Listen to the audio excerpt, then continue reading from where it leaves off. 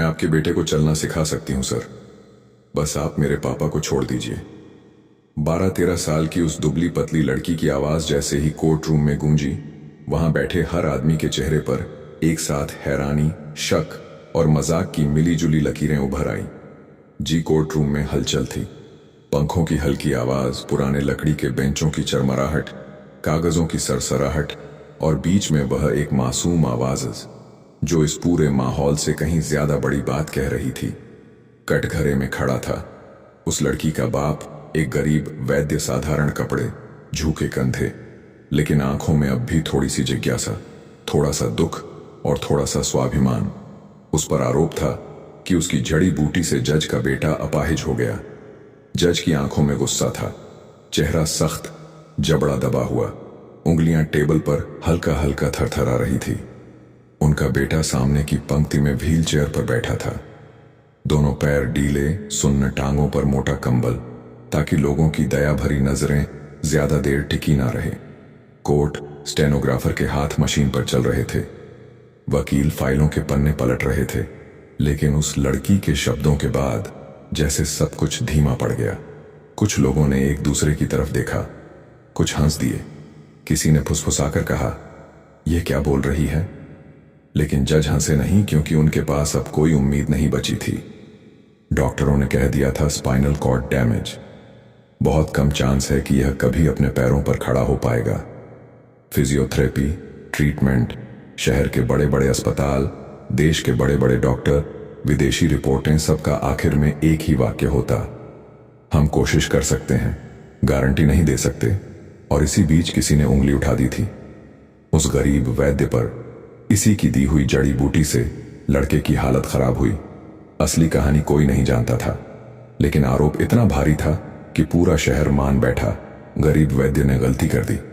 सुबह के 11 बजे कोर्ट का दरवाजा खुला था। लोग खड़े हो गए, चेयर की खटपट, जूते की आवाज, फुसफुसाहट, सब एक साथ उठी। एक दुबली सी गरीब लड़की अंदर आई, कुर्ता हल्का सा मटमैला, छोटी में रिबन भी नहीं, पैरों में घिसी हुई चप्पल, हाथ में फटी सी थैली, आंखों में डर था, लेकिन आवाज में हिम्मत। उसने जज की ओर सीधा देखा, सीधा बिना झिझक, और कहा, मैं आपके बेटे को चलना सिखा सकती हूं सर, बस मेरे पापा को छोड़ दीजिए। कोर्ट में बैठे बहुत से लोग ठहाका मारकर हंस पड़े। एक वकील, जो इससे पहले भी कई बार ताने मार चुका था, बोला, मी लॉर्ड, ये लड़की जज साहब को बेवकूफ बना रही है। दूसरा वकील, जो विपक्ष की तरफ था, हंसते हुए बोला, जिसके बाप ने पैर खराब किए वही अब ठीक करेगी, ये तो फिल्म से भी ज्यादा ड्रामा हो गया। मी लॉर्ड पिछली बेंच पर बैठे दो युवक मोबाइल पर मेम्स सोचने लगे। गरीब वैद्य की बेटी ने कोर्ट में यह कह दिया, लेकिन जज चुप रहे। उन्होंने अपने बेटे की तरफ देखा, व्हील चेयर पर बैठा, नीचे जमीन को घूरता हुआ लड़का, उसकी आंखों के नीचे काले घेरे, चेहरे पर खोखला सा सन्नाटा। जज के लिए कोर्ट रूम की सारी हंसी जैसे कहीं दूर जाती हुई आवाज लगने लगी। उन्होंने भारी आवाज में पूछा, तुम्हारा नाम क्या है? लड़की ने घबराकर दुपट्टे का कोना पकड़ा, फिर बस इतना कहा, गौरी मी लॉर्ड, गौरी वेद प्रकाश। कटघरे में खड़े वैद्य ने जैसे यह नाम सुनकर सांस रोक ली। उसकी आंखें भर आईं, लेकिन उसने कुछ नहीं कहा। जज ने सीधा सवाल किया, तुम्हें पता है तुम्हारे पिता पर क्या आरोप है? हामी। लॉर्ड गौरी की आवाज कंपित थी, लेकिन साफ लोग कह रहे हैं कि पापा की दवाई से आपके बेटे के पैर खराब हुए, लेकिन यह सच नहीं है। कोर्ट फिर हलचल से भर गया। किसी ने फुसफुसाकर कहा, सब अपने बाप को बचाते हैं। किसी ने कहा, गरीब के पास और ऑप्टी ऑन ही क्या है। जज ने मेज पर रखी कलम हल्के से घुमाई, अगर तुम झूठ बोल रही हो, उनकी आवाज थोड़ी और भारी हुई, तो तुम्हारे पिता को उम्र कैद होगी। कोर्ट रूम में सन्नाटा छा गया। अब हंसी नहीं, सिर्फ कुर्सियों की धीमी आवाज और पंखे की घूमती फड़फड़ाहट। गौरी ने एक पल के लिए आंखें बंद की, जैसे खुद को स्टडी कर रही हो, फिर बोली, मंजूर है मी लॉर्ड, अगर मैं झूठ बोल रही हूं तो जो सजा आप देना चाहें दीजिए, लेकिन अगर आपके बेटे के पैर में जरा भी जान आई तो समझिए मेरे पापा निर्दोष हैं। असल में वेद प्रकाश कटघरे में खड़ा वह गरीब वैद्य सच में लोगों को जड़ी बूटियों से ठीक करता था। वह कोई झोला छाप नहीं था। उसके पास मेडिकल कॉलेज की डिग्री नहीं थी, लेकिन उसके पास पीढ़ियों का ज्ञान था। जब जंगलों से जड़ी बूटियां चुनकर उनसे लेप, काढ़ा, तेल, मलहम बनाना, ये सब उसने अपने पिता और दादा से सीखा था। गांव कस्बों में लोग उसे वेद जी कहते थे। कंधे पर छोटी सी थैली, उसमें बंधी सूखी जड़ें, पत्तियां, छोटी सी बोतलें। वह गरीबों से पैसे भी कम लेता था, कई बार तो मुफ्त में इलाज कर देता। दवाई से ज्यादा दुआ चलती है बेटा, वह गौरी से कहता था। लेकिन जज के कुछ पुराने दुश्मन थे। जज राघव मेहरा सीधे साधे सख्त लेकिन ईमानदार जज के नाम से जाने जाते थे।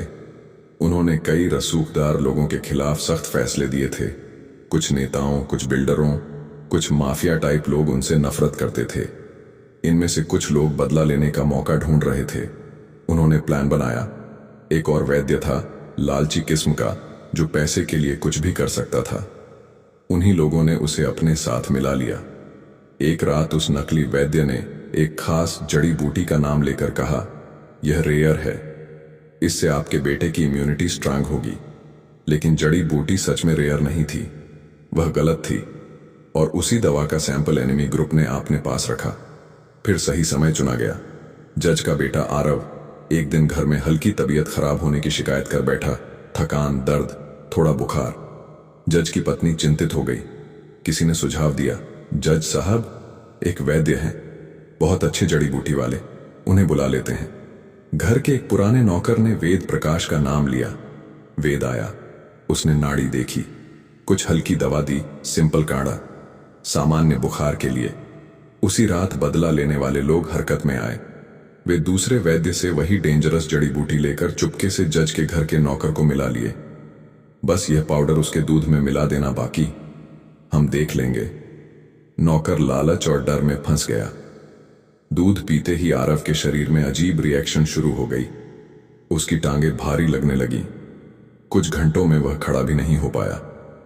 अगले दिन सुबह अस्पताल, डॉक्टर्स टेस्ट्स, कंफ्यूजन, धीरे धीरे वर्डिक्ट आया पैरालिसिस। और दोष किस पर डाला गया? उस गरीब वैद्य वेद प्रकाश पर, क्योंकि प्रीवियस डे वही घर आया था, क्योंकि सबसे आसान था किसी गरीब बिना डिग्री वाले, बिना लॉबी वाले आदमी पर उंगली उठाना। अब वही केस कोर्ट में था।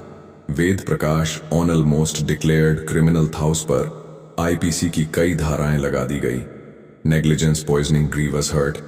लेकिन उस दिन उसकी बेटी गौरी के शब्दों ने कहानी को नया मोड़ दे दिया। जज ने कुछ क्षण चुप रहने के बाद कहा, कोर्ट अभी कोई फैसला नहीं देगा। उन्होंने वकीलों की तरफ देखा। केस की अगली सुनवाई 1 महीने बाद होगी। फिर गौरी से बोले, तुम आज के बाद से मेरे घर आओगी, मेरे बेटे के साथ जो भी ट्रीटमेंट करना है करोगी। लेकिन अगर एक भी गलत हरकत की या हालत बिगड़ी तो समझ लो तुमने अपने पिता के लिए खुद सजा तय कर दी है। कोर्ट रूम में फिर से हलचल हुई। एक वकील ने कहा, मी लॉर्ड, यह लीगल नहीं है। जज ने स्टर्न नजर से उसे देखा। मैं प्रोसीजर जानता हूं, यह ट्रायल का हिस्सा होगा। मेडिकल रिपोर्ट्स कोर्ट में पेश होंगी। और हां, लड़की अकेली नहीं होगी, मेरे घर के डॉक्टर्स और एक कोर्ट अपॉइंटेड ऑब्जर्वर भी होंगे।